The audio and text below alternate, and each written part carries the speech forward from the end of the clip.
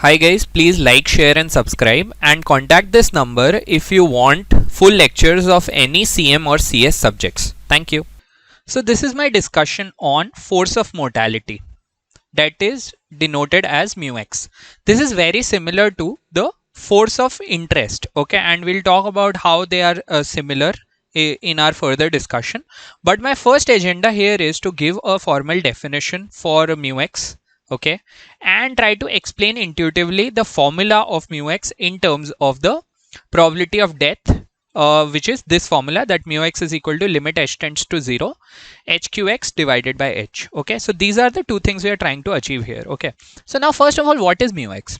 μx is the rate at which lives in a population die if deaths are occurring continuously. Okay, let's try to break this down and understand. Okay, and it should be annual rate actually. Okay, annual rate.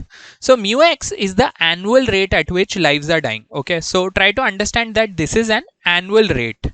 Okay, that how many deaths are occurring per annum. Okay, at any moment, what is the annual rate that is operating? Okay, when I say annual rate, it doesn't mean that it has to apply to a year. It can apply to a smaller period of time, but it is converted into per annum terms. Okay, so if I tell you like there were 30 deaths in a year, 30 deaths let's say in a month, that can easily be annualized. It can be multiplied with 12 and converted into 360 deaths per year. Okay, so that is how it works. So the idea is that this is an annualized rate, okay, at which lives are dying. So this is the rate of death. So lives in a population die if deaths are occurring continuously. Now what does deaths are occurring continuously mean? This means that throughout the year deaths can occur at any point of time. So between time 0 and 1, that is a year, deaths can occur at any point of time, not discretely but continuously at any moment. Okay, and since deaths can occur at any point of time here, what we do is we take this entire year and we segment it, or we fragment it into very small units of time. Okay, each unit is very small of a duration h.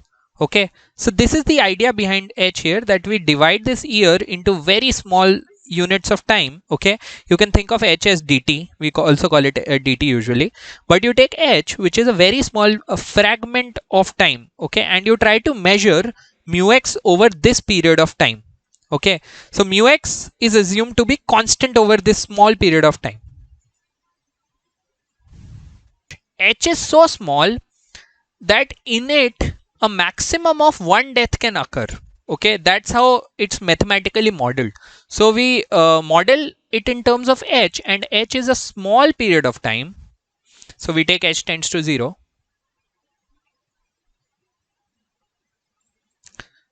It's a small period of time such that the number of deaths in it can, let's call them di, the number of deaths can in it can either be 0 or 1.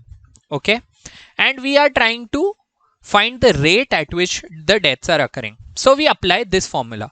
We say limit h tends to 0 hqx upon h, where hqx is the probability that a life aged x will die in a very small period of time h, and we divide it by that period of time h itself. Okay, so where does this formula come from? What is the intuition behind it? So I'll try to give you some intuition to it by using an example. Okay, and the example I'll take is of a football team.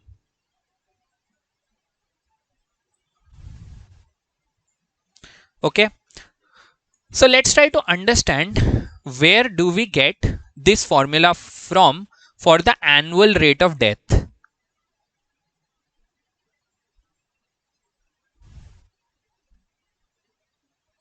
Okay, so let's just say that there is a football team. Okay, and it plays 8 matches in a year.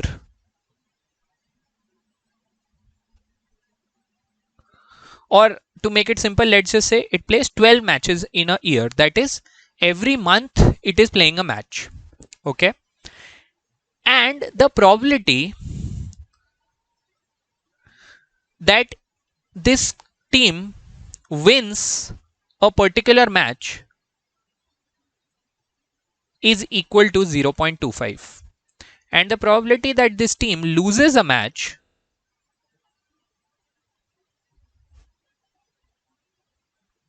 is equal to 0.75. So this is the example I'm working with. It plays 12 matches in a year, wins 25% of the times and loses 75% of times in each match. Now my question to you is here, what is the annual rate of winning the matches?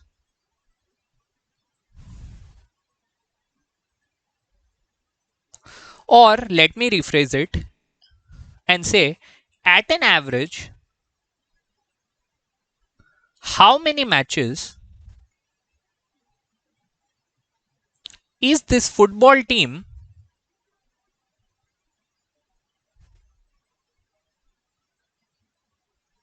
expected to win?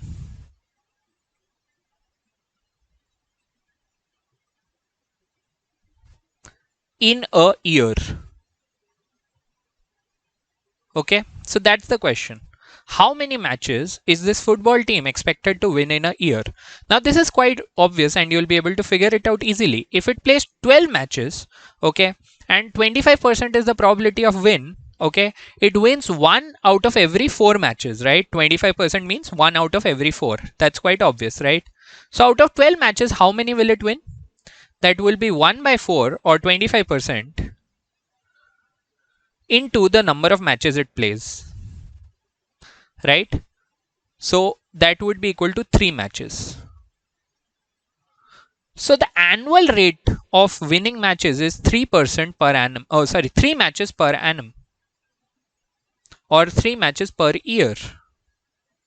This is the annual rate at which the football team is winning matches, right?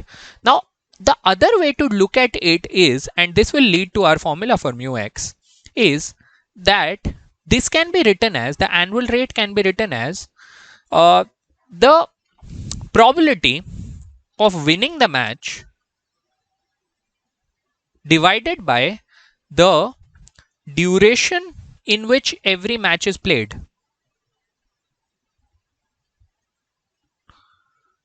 Or you can call it the time period of the match. Time period per match. Okay. So this is another way to calculate this same rate, and you'll see it leads to the same rate. The probability of win per match is 0.25. And the time period per match, what is this? You have got 12 matches in 1 year, which means that you have 1 match per month, right? 1 match per month. So what is the time period per match? The time period per match is 1 month. That is, you have 1 match per month, right? So for 1 match, you have 1 dedicated month. So what is the time period? The time period is 1/12 of a year. So here the time period per match will be 1 by 12 of a year. Since we are working in years, we'll keep it in years. So this divided by this, okay? So the answer will come out to be the same again. It's 0.25 divided by 1 by 12, which will be what? 3 matches per year. The same idea is used to actually calculate mu x. Okay, so what did I do? I took the probability of win and I divided it by the time period in which that win could occur. Okay, and the good thing to note here is that in one match or in one time period, either the team could win or lose. There were only 2 possibilities. Okay, and it could only win a maximum of 1 match. When it in a month, it could only win a maximum of 1 match. So remember these things and we'll apply the same formula. So when I come to mu x and I try to apply the same formula or the same logic, I am trying to calculate the annual rate at which deaths are occurring. So in the numerator, I take the probability of death per period. This is the probability of death per period. And in the denominator, I divide it by the length of the period.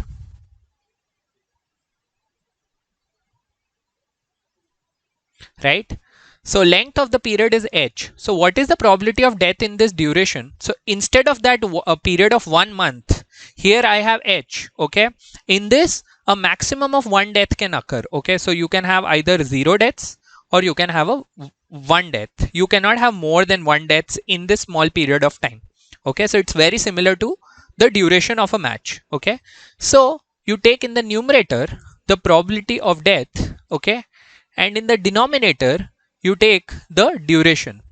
So it's just the same thing.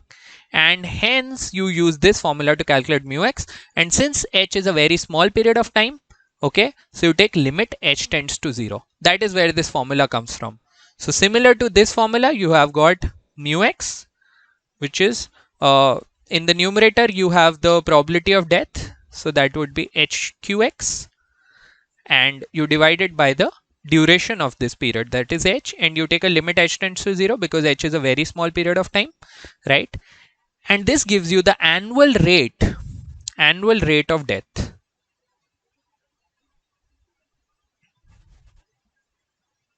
right? And that is your mu x. Okay, so that's the logic behind this formula.